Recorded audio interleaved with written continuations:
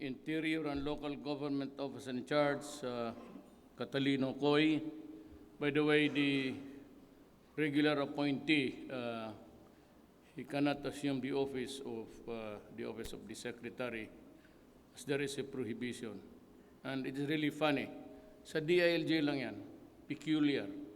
In other government offices, even if just retired yesterday, you can fully assume the powers of the office the day after. But I still have to find out the reason why ang sa DILG. But let me introduce to you si General Anyo, the incoming, he's the real hero of Marawi. The many times that I was there. Sir, salamat sa the singular honor of the League of Cities of the Philippines National President Edgardo Pamintuan, LCP National Chairperson Maria Larnia Cayetano, the local city mayors and local officials present, mga kasama ko sa gobyerno, mga kababayan. Let me see now. First problem is really development of your places. Hanggang dyan lang muna tayo ngayon. But you can be very sure that whatever was divided, it was divided equally. I saw to it that there was no favoritism in the preparation of the budget. However, the amount, whether big or small, ang order ko talaga is lahat mapagbigyan. And no favoritism or larger than the other. And you can see it sa GAA. Makikita naman ninyo. And second is really the law and order of our country. And third, which is really closest to your heart, yung police supervision. Let me start dito sa progress ng ating ekonomiya. It is a very slow start for all of us. Maybe you have increased the GDP by so many points, but it does not really tell the story of how the economy is going on. Not really after everything has settled down. It's a volatile thing, and it is also dependent on what happens in the national scene and the global perspective. Yeah, you have to, take those into account. Na dito sa development, if you can manage on your own, I'd be happy. If you can go out and strike some deals there, and somebody, big or small, would try to develop your places, at kung kaya ninyo, I don't know about Dominguez itong sovereign equity, but in guarantee. But kung kaya lang, at saka hindi masyado malaki, okay ako because some others would really insist on a sovereign guarantee. Titignan ko lang, but I cannot promise you. But if you can strike a deal somewhere, and it is good for your city, let me know. And I'd be willing really to talk about it with you.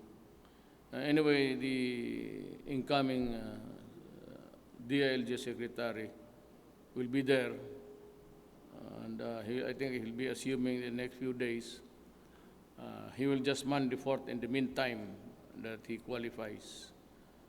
You can always talk to Jaranyo. He's well-rounded. He has the structural mind to understand your problem. And, you can always depend on the national government. Ang ako lang naman, hindi ako nagpapakorne. I'm not trying to jamming. Diretsahan na lang tayo. Wag lang yung corruption. I am really against corruption. Hindi ako pwede diyang makipag-deal ng mga sa baba. Because I think that it's about time that we really give the Filipino a respite of corruption in the Philippines. All the years, every administration has had always as a component and their development over these years, meron talagang corruption yan. And it is not really possible to just say you erase it overnight. But if you can just minimize it, lalo dito sa baba ninyo, mabuti yan. But pati dito sa national, pero dito medyo kaya ko talagang ipitin, sakalin. And we have the congressional act of itong cutting red tapes. Kasi ako, nung mayor ako, ayaw ko kay Inday kung ganun pa rin, we process papers 3 days. Yung iba, if it requires ocular inspection somewhere here and there, it's about 10 days. Itong mga director, 15 days lang. And you know what? Even the cabinet members are only given 30 days to act on the papers. They must release the paper, whether approved or not. In 30 days talagang bitawan nila yan. That is the rule up. So I suppose the down, below, yung mga permit, business permit, takes, during my time, most is 3 days. After 3 days, you have to do not release the papers to the applicant. You release the papers to me with the corresponding explanation why it took you 3 days to do it. Para masundan mo talaga ang takbo. But this is just a suggestion. You can do your thing whatever you want.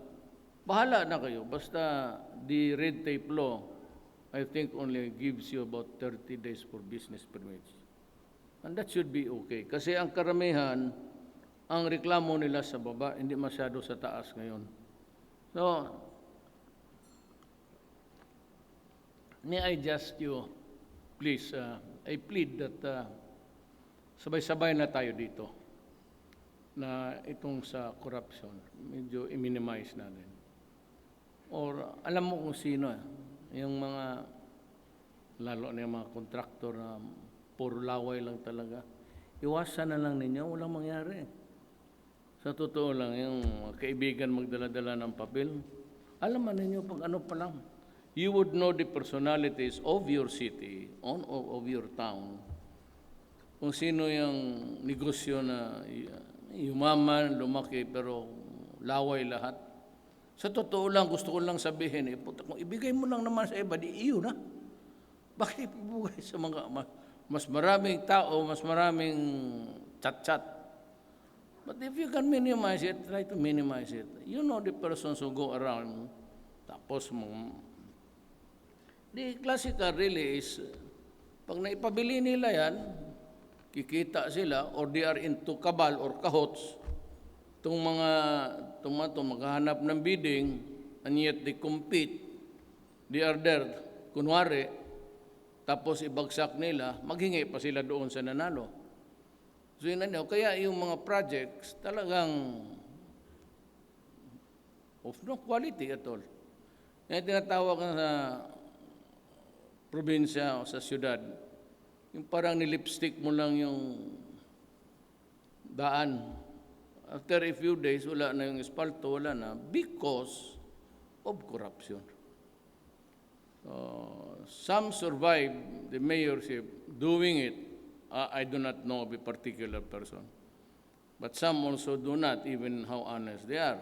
It's how the dynamics of politics sa baba. Pero itong sa droga, alam mo, naging parang obsession ko na tuloy. Pareho man tayo mayor noon. Nakikita ko kasi. Nakikita ko sa dalawang mata ko. Davao used to be a very bigger than usual yung mga doses doon. But when I became mayor, yun ang unang tinarget ko talaga. You know why? I was a prosecutor. And you can just imagine the pain in my heart every time a case is dismissed. One, because hindi sumipot ang pulis or the police na bayaran or ito bantayan ninyo, yung process server. Is the number one, kung gusto mo talaga linisan yung syudad, mabantayan mo yung process server. because their return are taken at face value. And nobody would want to review na kung ano saan niya nilakad yung summons. Usually doon, ilagay lang nila na cannot be located or has transferred residence. Wala yan. Inimbento lang nila yan. Ang fiscal naman is really, pag sabi dito, judge, fiscal, ready? I am not ready, Your Honor. Right? And the summons here shows that the witnesses were not notified. Or the accused himself cannot be located anymore as Stanford residence. Kung nandyan lang yan. Alam mo, may bigyan ko kayo ng isang example talaga ng racket ng pulis. Kaya si General Anyo malaking, kaya ko siya kinuha talaga. Dito, medyo sasagad-sagad sila. Yung pulis sa inyo, yung mga maldito, bantayan ninyo yan. Kung hindi ninyo matiis, ipapatay mo na lang. Putang inang yan. Alam mo yung style na, dito sa Maynila, mag-hold up yan. Marami naman dito yan, mag-hold up na pulis. So, pag pumutok yan, magtago lang yan. Hindi naman inuhuli yan kabaro. Magtago lang, they disappear. So, a case is filed, tapos they disappear for a while. 1-2 years. Pag lumamig na ang panahon, or tingnan nila hindi na interesado yung nagdemanda, o talagang umalis na, cannot be located, papalo up lang niyan. Then suddenly, they will appear in court with the counsel and say, Your Honor, we are here to face the trial of this case against my client because we are, as a matter of fact, we believe that we are innocent of the charges. Magdadrama na yan. Then pagsabi, fiscal, are you ready for today's trial? Tingnan yan. O minsan naman yung processor bayaran. Yung ulol na, yung matatanda na yan sila, yung mga outcast na sa police, yung nadga sa summons, pati warrant. Yun, tignan mo yan. Either nabayaran yan at tilagay nila cannot be located or has transferred residence. At face value, basahin ng clerk yan, can we refer to the records? Cannot be located. They mag-insist, we must have a trial, Your Honor. Ganun yung pulis. Tapos sabihin, ang fiscal naman, kakandara pa, Your Honor, may we ask for a transfer. So, give you, I warn you, the next time that you are not ready, this case will be dismissed. Tapos next trial, ganun rin. Pag nawala na, wala nang interest kasi nagtatago minsan naka-archive yung record. So yun namang mga Pilipino, this is how injustice is going on. Sabihin ko lang kayo. Tapos, pag next trial, sigurado wala. Your Honor, ang boses nyo na, we demand the trial because the continued delay of this case is a violation of my client's constitutional right to speedy trial. Pagalit-galit na yan ngayon. Lalo na ko ang judge po tang inang ulol kasali. Ayan, second hearing ang pagwala and dismiss. Pag ganun ang nangyari, so thousands of them, if at all merong conviction dyan, which is really, or are few in between those years, far and wide. Pati yung judge dito, may isang judge dito na almost 900, may isa pang isang prosecutor. Wala lang mang conviction isa. So, nagsulat ako dyan sa Supreme Court. Anong klase itong mga huwis na itong corrupt talaga to? Walang, and that contributes to the impunity. Sabihin lang impunity of killing. Ako, what about impunity of the criminals? Mabutit na lang ako. At least kung na-aresto at pinamatay, criminal. Itong dito, they're perpetuating the impunity of criminals. Lugi talaga ang Pilipino dyan. kaya ako nang babastos. You know, I am not really that kind of person. Pero because of the exasperation and the attitude ng, alam mo, ang human rights, magsabi yan sila, ito yung human rights na namatay. 10,000, 15,000, 20,000, lagyan mo na 100,000. Walang ginawa kung kunin yung listahan kung sino yung namatay. Tapos yan, extrajudicial killing. Pagdating dito ng mga ugok, lalo na itong mga puti, talagang walang silbi sa buhay ang mga yawa na yan. Sabi na, you know, Duterte, it is a social problem. It is a social impact. It is a health issue. O kung social issue, health issue, titingnan mo ang likod. If you are really a journalist of you, worth your... Tingnan mo bakit naging social issue. How did it started? What started it? When was it taking place? Bakit nagkaganon? Di ba kita nila droga? How many people were contaminated? How many people are into it? How many people are sick? Yan ang tama. Kaya kung magpunta ka lang dito, tapos kunin mo extrajudicial figure number, hindi ko pa siguro kung tama ba yan o hindi. Kasi ngayon matagal na ako nagbitaw. I ordered the PDEA to operate only to the exclusion of all law enforcers, pati NBIs. Kung umalis kayo dyan. O tapos pa nga, sige pa rin ang patayan, sige pa rin ang... But look at the consequences. If you ask me, is it succeeding? Is PDEA qualified? Yes, of course. But is it capable of enforcing the law with 2,000 agents? I'll tell you, of course not. Whether it has really improved the situation or not, we will know. I have not asked anybody. But you are, nandyan kayo, you are sure of tumaas ba yung mga rape dyan? Wala namang ibang gawin yan, magnakaw. Because, you know, to my chagrin, itong ulol na, be careful about America. Not really government, State Department. There are completing multiracials dyan. May mga empleyado na Latino, may empleyado na Chinese, may empleyado na it's a migrants hellhole. Nga. Tapos kanya-kanya yan silang, to just illustrate to you. I do not think if you remember that black doctor brought by Calamard, and he had the goal to go in public before TV and said that, no, ang droga does not harm. It is not something which is permanent. Biro mo sa... Gusto kong sampalin eh. Sa totoo kong makita ko yung masampal ko siguro sa totoo.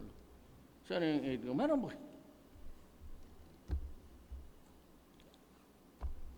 They are fighting with each other and making us stupid before the... There is a release now. International Narcotics Control Board. Precursors. Look at the logo. Wood Heart Organizations. Ayan lahat. Cannabis. Nandat yung effect.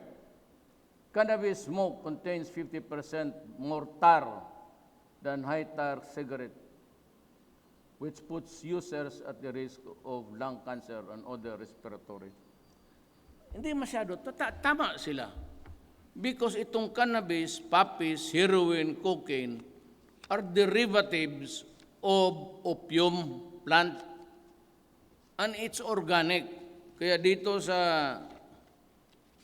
in the following pages, cocaine. Bigyan mo sila bang lahat ng mga mayor? Okay, ang effect eh. Mixing cocaine with alcohol is a dangerous cocktail and can greatly increase the chances of sudden death.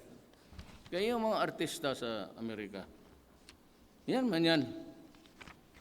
So, dito, ecstasy. Tablets or pills that are sold as ecstasy may contain other potentially dangerous substances which can vary widely in strength and effect. Tingnan, okay lang yan. Heroin.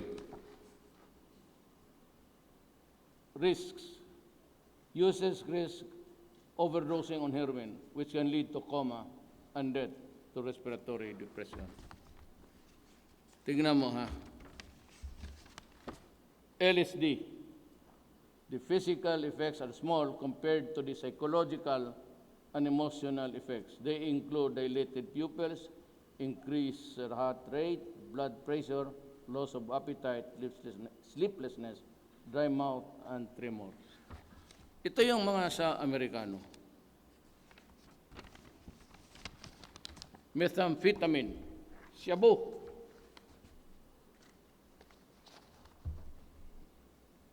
Effects. Methamphetamine use sometimes triggers aggressive, violent, and bizarre behavior among users. Because among itong mga it is only shabu who is a deadly mixed chemicals. It is not organic. Pati ang baterya niya ginagamit, yung tubig ng baterya, if you want to know. Kaya dito sila, lumalaban talaga ng pulis. Pati dito mo makita, when was that? 5 days ago, 7 days ago. Pinutulan niya yung asawa niya ng ulo, tapos sumigaw siya, lumabas siya. Wala natin problema kay Duterte, pinutulan ko na ng ulo. Di bizarre, asawa niya ang pinutulan niya ng ulo. Kaya itong mga to, ito, alam naman ninyo, sa siyudad ninyo nangyari na yan. They rape, they kill. Sa Bulacan, ni-rape yung mother-in-law na buta, na bulag. Tapos yung daughter, pinakialaman yung 14 anyos na anak, pati yung isang 1-year-old. Sino mo naman? May problema talaga ito sa drugs. And early on, it did not really occur to everybody that it was in that dimension. Mas kung hindi ako na presidente, hindi man lumabas yung by the hundreds of thousands. To date, they were about 1.6 million. Hindi biro, yan eh. Kaya talagang ako, sa Bisaya, pananingkamot, I really tried my best to declare a war. At ganoon talagang utos ko hanggang ngayon. With or without itong human rights na ito, with or without, sinasabi ko na baski sino leader, do not fuck with me about drugs. It's killing my country. Meron millions. And ang ayaw ko dyan, they have reduced in number of Filipinos to slavery. To what? Drugs. They have to look for it every day to get a fix. And when the monkey rides on their back, makati na ang katawan, pag walang pera yan, maghanap talaga ng alibyo yan. Sometimes they rape, sometimes they steal. It results minsan in the killing. Pag high na, they go about raping women. Tapos papangbintangan yung pulis. Kita ko naman sa TV, one afternoon, a guy was going around threatening everybody with a knife. Hiharap ng pulis, basta may baril. Ang pulis atras ng atras lang, hanggang naipit na natumba, binaril niya.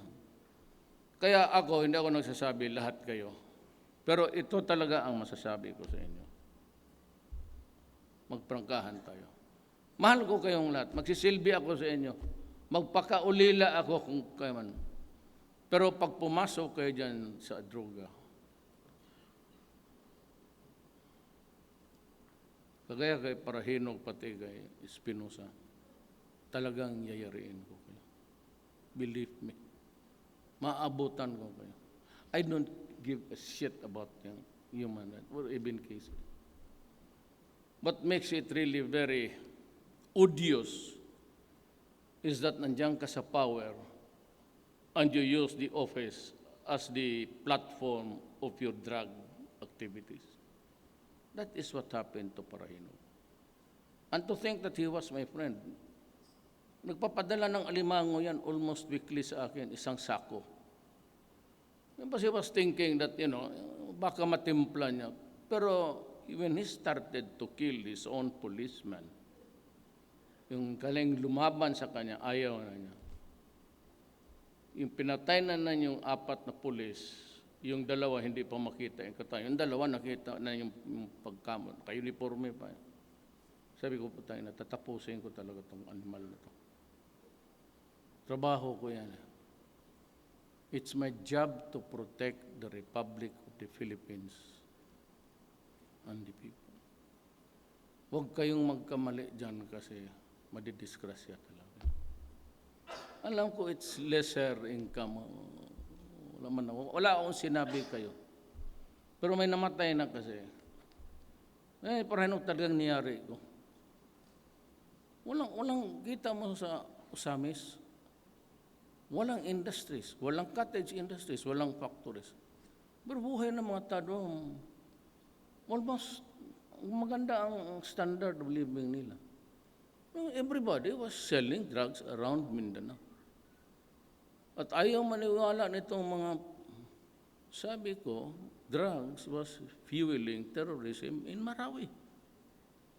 Sinabi ko na yan noon. Marami akong pinsan, Maranao. Ang lula ko, Maranao. Marami akong pinsan sa Marawi ang sasabi, masama na ang lagay dito. Hindi ko lang alam kung gaano kasama. But even my own relatives were calling me. Nandyan sila nga, kasali sila sa evacuees. Sila nagsabi na talagang masama na. And so, baski saan ka magpunta, talagang ganito yan eh. I will not take much of your time. When I was mayor, hindi man ako nangayabang ng syudad. Go to Davao. Yan lang ang ano ko rin. Lang mo rin in my own small way na talagang na crank ko Davao. Droga, meron. Sasi. Pero meron ba doon sabi mo, mga rape na gano'n? Pagka gano'n, tama yan, impunity. Putak, i-control mo muna ng impunity ng drugs. Huwag kami. You control the impunity of the drug people who are producing shabu. When I was mayor, I said, do not destroy my city. I am not a policeman. I am not a peace officer. I am not an NBI. I am here before you to present myself because I will build a city. But kung meron na, sabi ko, if I'm there already, do not destroy the city because I will kill you. And do not destroy the young people of the city because I will destroy you. So, what's wrong with that statement? Kaya hindi sila makademanda sa akin. For what? When you say that I'll kill you for destroying my country, that is a very legitimate statement. How can you debate with that kind of... Ngayon, sabi ko, nandito na ako sa opisina na ito. Then, nakita mo naman nag-surrender by sheer number, hundreds of thousands. So, sabihin ko, ang utos ko sa police, destroy the organization. How else can you be less eloquent in giving that order? destroy the drug organization, destroy all. Talagang if you destroy a laboratory, if you raid something there, it really becomes a war. This is really a war kasi the sheer numbers. Ngayon, ito, bakit ito si Duterte? Ang binibira ang mahirap. Putang ina, kabubo mo naman. Diyos ko po. Shabu is marketed amongst the poor.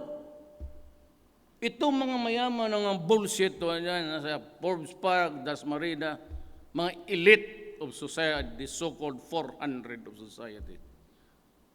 Cocaine yan, heroin, and it does not destroy the minds overnight. Unlike Shabu, the immediate, the urgent thing there to worry is that it shrinks the brain progressively. Hanggang talagang magkuyos na. Ang sabi nila may rehab sa Shabu. Well, I'm sorry to say to you now, there can be no rehabilitation. But whether or not they continue to be criminals, that is a question mark. But whether he can live a normal life thereafter, I am one of those who tell you, patay na yung bata niya. Patay na yung bata niya. He's a cannot be an outcast because may pamilya yan. Wala na. Because once the brain shrinks, it stays shrunk. Wala namang ano dyan na i-bloat mo uli. Kaya I really thank you for this time. Para maprangkahan ko kayo na hindi ako ito, pag hindi ako maghinto, that would be a grave sin. Hindi ako pwedeng maghinto dito sa kampanya, knowing very well that it is destroying my country. I will never stop the drug war. Now let us say it's PDEA. Is it getting better or getting worse? If it's getting worse, then I'll have to call the police again. I don't give you a damn about yung mga opinion. To hell with you. I have a job to do, and I will do it. Para ipakita ko lang sa kanila, yung rape na babae, sinunog, and it's replicated all over the country. At any given time, I lose about 2 policemen, 3 soldiers in raid. Sa Mindanao kasi pag mag-raid, lalo na sa Marawi, prangka-prangka tayo, hindi pwede mag-raid ang police. They do not have the firepower and everything. Pag mag-raid yan, just like what happened in Lanao, kita mo unang namatay, mga Marines. Kasi tinawag ng Marines, kasi pagpasok nila doon, binakbakan na sila pinaunahan sila ng bala. So the only unit there na may mga is the military. So the Marines went in doon sa Mapandi. I just came from there to celebrate their heroism. Kaya doon, ang namamatay, maraming namatay. Ang maraming namatay sa akin doon, yung sundalo ko. Police, lesser. Kasi hindi man mag-breach ang police. They do not do the breaching. It's the military. Otherwise, walang mangyari. So, there's still time actually. Pero kung isipin ninyo, Mayor, suspitsoso ka ba sa akin? Well, in the sense, ganito yan. Minsan kasi yung tawag-tawag. Meron ako talagang nagsususpitsa ako na nandyan. Naglalaro o nagsusupply o gumagawa. Yung karamihan dyan yung sabi na na-deprive ng police authority, they are penchant to protect our leaders. Kasi pag nahuli yung anak ng barangay captain, tapos magsumbong, Mayor, ang anak ko, minsan sabihin, tawagan natin police. Ano ba nangyari dyan? Sir, nahuli na. Isang sasya lang pala, bitawan mo na. Yan, automatic yan. Pag ginawa mo yan, ang impression niyan doon sa police is really nandiyan ka. Or you are a protector. Kaya umabot ka doon sa listahan. Even how innocent the call was or is. Nakakalagay ka agad ang protection. Tatawagan mo eh. Now, if you do it so many times, magdududa talaga ang police. Kaya sometimes your name reaches the list. But it does not mean to say that you are a hardcore. Those one of the things that getting into the list na innocently though, hindi mo akalain ganon. But there are those na talagang nandyan. Eh, sabi ko, and to tell you frankly, I will not allow those policemen to go to prison if they kill you. Or the soldiers for that matter. Hindi ako papayag. I will stake my presidency. I go up and down, babagsak ako on the issue of drugs. Kasi sirain talaga ang bayan ko. Kaya wala akong ano niya na, mga bugok naman rin yung, 10,000. What was my 50th victim? Who was my 50th victim? Where did it happen? How did it happen? Masagot ba yung ano? No, it's easy to accuse somebody. Pero, guilt is personal. Whoever did it, is goddamn worry. Hindi mo sabi sa akin, nag-utos ako. I'm doing it for my country. And why should you worry about my statements? It is a legitimate action. Wala akong niya na by my words. By my words, what? Kaya hindi ako natatakot yung pabalik-balik sila dito, international court. Sige, maglaban tayo doon. Tingnan natin kung gaano kahusay ninyo. It's not easy to accuse a person of a crime, 10,000. You have to prove the 10,000 killed. Are you sure? Ngayon namatay lang dyan, pag walang nakita, extrajudicial killing. At saka ngayon, ang labanan, hindi na yung hindi na yung mark money, wala na yan. Pasa lang dyan, kunin mo sa iiwan ng intercity delivery. Tapos doon sa yung money na padala ka ng pera. There's such a thing, an intercity, hindi naman tinitignan yan eh. Ang pera niyan, bangkon lang, bank account, yun, delivery. Yan ang style ngayon. Mahirap. The only way is really, hiritan mo yung matataas. Hiritan mo yung mataas. Wala akong dyan sa Osamis. Mula nang tumatakbo doon, tumatakbo ka, patayin ka. Pulis ka, magsupla ka, patayin ka. Tapos may mga mansion kayo, ang wallpaper, 500 pesos denomination. Pakaluod mo naman po tayo. Dapat ka talagang patayin kung gano'n. Totoo lang. It will be the same campaign. Hindi na ako pwedeng atras dyan. It's too late. Pag hindi ko nga na-control ito, I might as well go down. Sabi ko nga sa military, nung nagkaprangkahan kami, you oust me, you what? Kudita kayo? Or what? Tell me. If I do not measure up to the expectations to your standard, tell me and I will step down. Pero ako personally, it's not dependent on any, ako mismo ang bantay. Sabi ko, yung police, di ma-dismiss yung kaso. Alam mong gawin?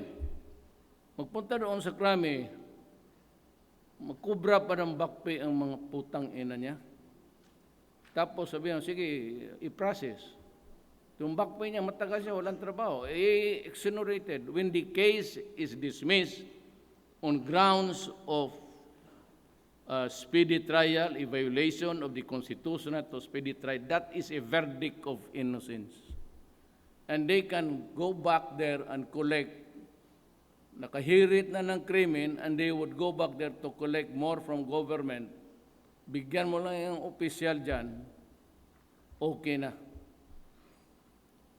Ito, sabihin ko sa inyo, butit na dito siya. Itong ordinary station. Pag-uwi ninyo, tanungin mo ngayon. Station 5, Presinto 2, every month meron yan sila, liquidation. Yung bang pera dumating sa inyo para i-liquidate mo? Wala. Ay, anong i-liquidate mo? Initiative na lang. Ganon ka. That's how tanongin mo yung estasyon mo. Itong gasolina.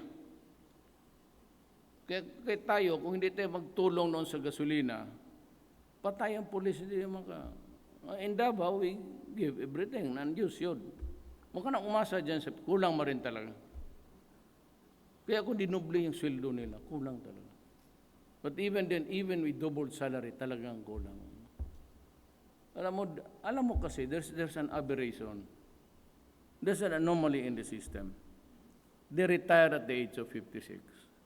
If you reckon that they get married about 20 years, 25, 26, 27, 30, ang mga anak lang nila niya nasa high school pa. O kakaano lang sa college. This has to be corrected. Ako, I recommend 60. Kaya lang, yung mga matatanda, ilagay mo sa istasyon. Then yung mga bata, yun yung arsap, gano'n. Masyadong maaga mawalaan ng. Kaya, ako kasi napunta ng kung saan-saan. Ay nagwalop ako sa overseas workers. Kayo, hindi man ako lumapit sa inyo. Walang ni isa sa inyo na sumuporta sa akin. Alam ko yan. Saan ako kumuha ng boto? Sa labas. And yung ano ko lang, tiyaga ako. But I was carrying 3 messages. Baka makatulong ito sa inyo balang araw mag-presidente ka. Sabi ko, I'll stop graft and corruption, drugs, and improve the economy by improving the law and order. So, ang corruption, talagang madali yan. There's less corruption now dito. Kung meron man, the latest that I heard was the Undersecretary of Budget namin dyan sa Malacanang. Talagang sinipa ko. Literally na siya, sinipa ko talagang putang. Tadyak, let's ka pati dito, pati pera ng Malacanang, lus-lusin mo. Tapos yung truga. Hindi ako maka-atras niyan. Nanalo ako dyan. Wala akong barangay captain sa siyudad ninyo ni isa. Tapos sabi ko ito, nanalo ako. Ngayon, tanong ko, maka-atras ako. 6 million ang budget ko over Rojas. Maka-atras ako sa sinabi ko, sa pinangako ko sa tao. You must be crazy. Kung ano lang yung, even during the presidential debates, I was the first to finish in my whatever elucidations. Because it was only, I carried the right messages. Yan lang talaga ang ano. Itong development, initiative na niyan. Oh, by the way, exception si Rillion pa lang. Davao man sila.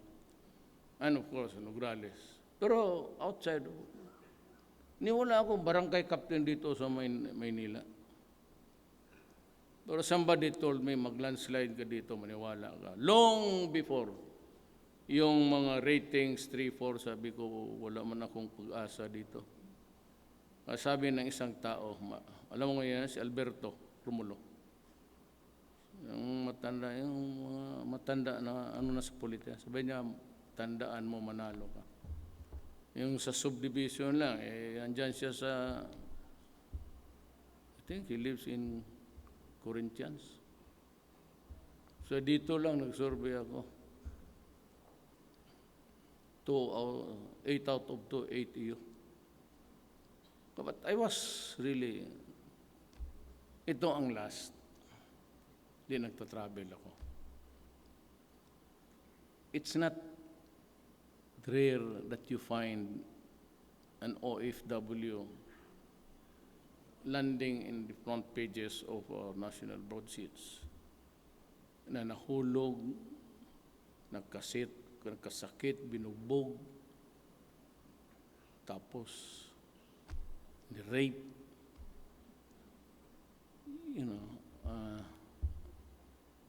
ang pamilya kasi, kapwa natin pamilya Pilipino, pag nag-alis ang nanay, nagtrabaho, this family becomes dysfunctional. Pag nag-alis ang tatay sa Kuwait, ang nanay sa Qatar, the family is no longer there. Iiwanan yung mga anak sa lola, lolo, sa mga kapatid. Yan ang masakit, ang social impact. Second, ito sila, and it is not also rare, na mabasa mo ni rape, tapos marinig mo talaga yan. It's a universal complaint. Halos lahat. Na wala ang pagkain nila, basura lang, wala silang tulog, ginagamit sila ng amo nila, ginagamit sila ng anak nila, pati yung son-in-law mag-extra. And they are supplied with.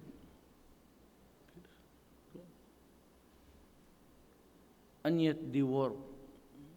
Bahala na masira ang katawan nila, makapagpadala lang naman to remit money. And that includes the father. So many thousands or millions, our families here now dysfunctional. Ang masakit kasi nito, kasi pinaano ko talaga yan, intelligence. Itong mga ito, shabu is for the poor. So yung shabu, 200 naman ang sasi.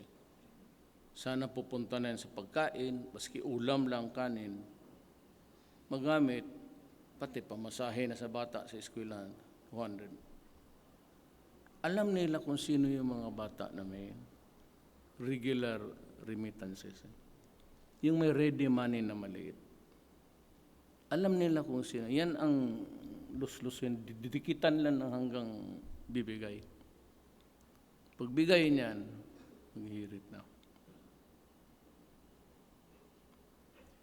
Tanong ako sa inyo. Pabalik-balik ito ang droga kasi yan man ang trabaho na.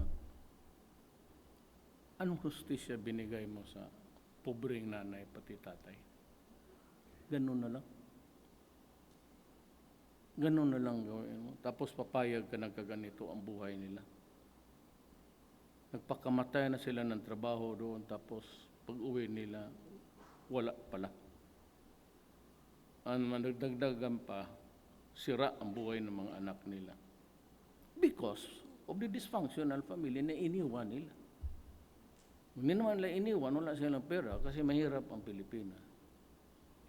And if you are there at the top, it's almost crazy to think how you can help your fellow human being na hindi nakasana magganito. So, that is the rage. Gaya sa Marawi. Itong mga human rights na ito, national na yan, sa likod mga TV. There were about 30 Moro or Christians that were taken hostage as a cover by the Maote. During their last days on this planet, they were raped, They were told to do things, maglaba, magluto,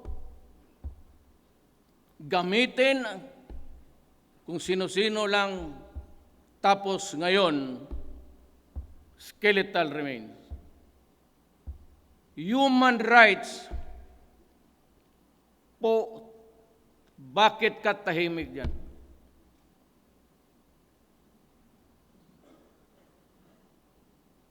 Kaya ito si Gascon, tangina, kung nakita kita, let's ka. Better avoid my way cross path. Putang ina, sampalin talaga kita. Totoo lang. Hindi ko malaman kung bakla ka o either masipa kita o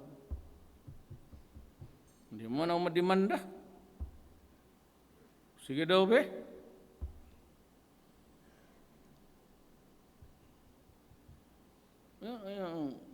Yun ang masakit sa akin. Kung kami dito, you don't even bother to find out kung sino ang namatay, bakit namatay. Bakit ka na mapapatay kung wala kang kasalanan? May aggressive, may baril talaga. Sinasabi ko na sa inyo, ayaw ninyo maniwala. Kasi itong most of all, the lethal, virulent one is Shabu. Ako mismo, mayor ako, nakikita ko. Umiikot ako noon. Kilala mo ninyo ako. I go out and observe what's happening. Bakit ako maghanap ng gulo? Why would I kill people for... Ano ako, Meksikano? You know, my friend, I kill people for money. But since you are my friend, I'll kill you for nothing. Son of... Yan ang consumption ko. But if you really want, pumunta lang kayo kay Secretary Anyo, kay General ko. General ito noon sa yung Chief of Police na Davao noon. Lahat yan sila dumaan ang Chief of Police. Mabait yan. Di ko usapin niyo, then look into the records. Then find out why napasok yung... And I'll be fair. And I will restore your police authority. Pero ito, walang takutan to, ha? Hindi ako natakot. Because you can do it to me as I can do it to you. Putang inheritan talaga kita. If I cannot get you near, I'll get you far. Wala tayong lukuhan dito. Kasi puro elected tayo, I have less control over you. But do not commit a crime as heinous as drug, killing people innocently. Hindi ko talaga matanggap yan. Hindi ko matanggap. Honestly. Galit kayo sa akin, okay na lang. Total, wala naman rin ako. The reason why maybe I'm not so interested about yung pupunta-punta sa sudar niya, wala naman ako. Tapos na ako. All I want to do is just to work and work and work for the Filipino. Kasali na kayo dyan. Magtatrabaho talaga. Magpakamatay ako ng trabaho para sa inyo. Yung naman, huwag na ninyong sirain ang bayan ninyo. Kasi marami dito na ayaw talaga. Mga pulis, hindi pulis, durugista eh. Pulis nga ang nagpapatay ng pulis eh. Alang-alang ako pa. Yung mga ninja, may patong sa ulo yan, mga putang inang yan. Walang takers. Kasi may pera eh. Magkano ba offer na Duterte? 2 million? Oh, sige. 10 million kami sa ulo niya. Ako pa natuloy na alanganin ditong litseng ito. Pero pag mag-abot tayo, and by the way, mag-abogado tayo. For those people na sabi na pinapatay ko yung mahirap. Hindi kayo subtondo. Hindi ko naman sinabing mahirap ang mga tao dyan. More or less talagang sabi ka, poverty abounds. O thereabout, yun. The crime of the business of shabu is always organized crime. It cannot be an independent activity.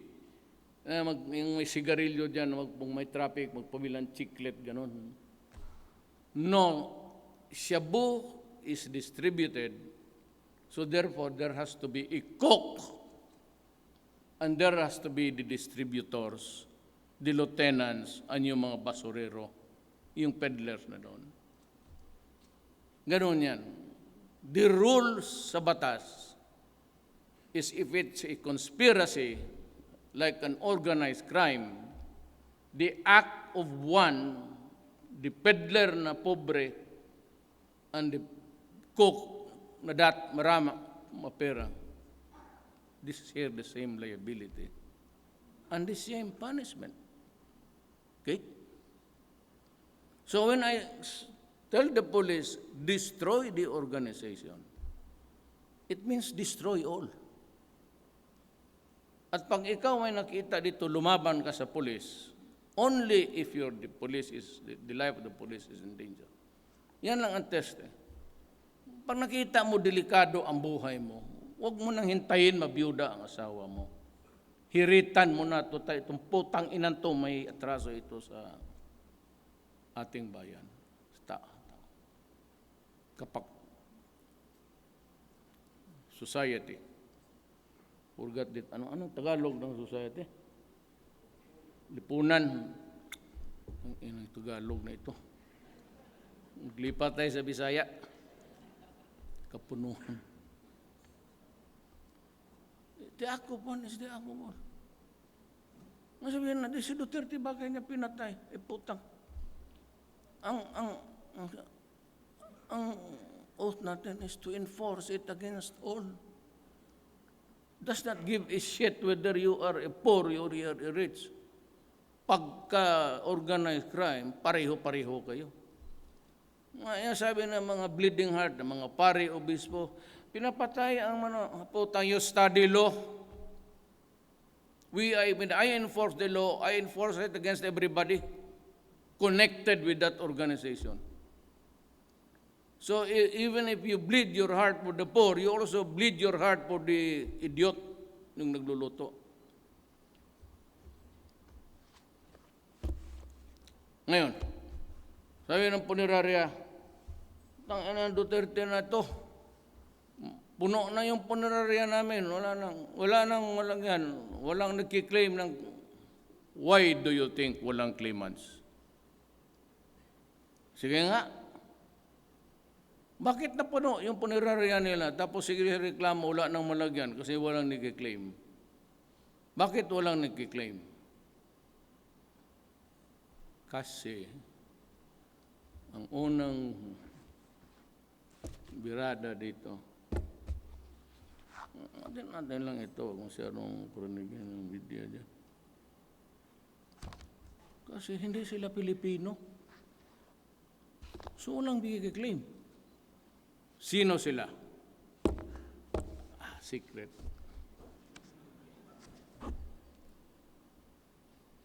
I do not want to spoil relations with. Walang mag-claim. Pareho sa Davao. 1904 going 1905. New Year's Eve. May alert na. Tapos, pinasilip ko, precursors pa lahat. Kung mag-grade kayo niya, precursor, that's not Cebu. You're wasting your time. Sabi ko, you wait, be patient. Naluto, nailatag na nila doon sa flooring, 720 kilos of Cebu. Luto na. New Year's Eve, di madaling sabi, barilan. Siyempre, may barilan yan. Tapos, sa galit ko, nilagay ko sa highway. Siguro mga alas 4 yun. Nilagay ko sa highway. So, yung traffic doon sa south, galing Santa Cruz, yun na, kasi tumitingin. Alam ko si Duresa yun. Si Duresa, ganun talaga eh. Ma'am, dito na yung 6 na patay, display ni Duterte dyan sa highway. traffic, ano na, pati malangaw. Tawag si, boy pa naman yan si ma'am. O Rodney, bakit ka ano dyan ng patay? Hayaan mo yan ma'am. Para matuto itong mga putang ina hindi na. Since then, wala na kami.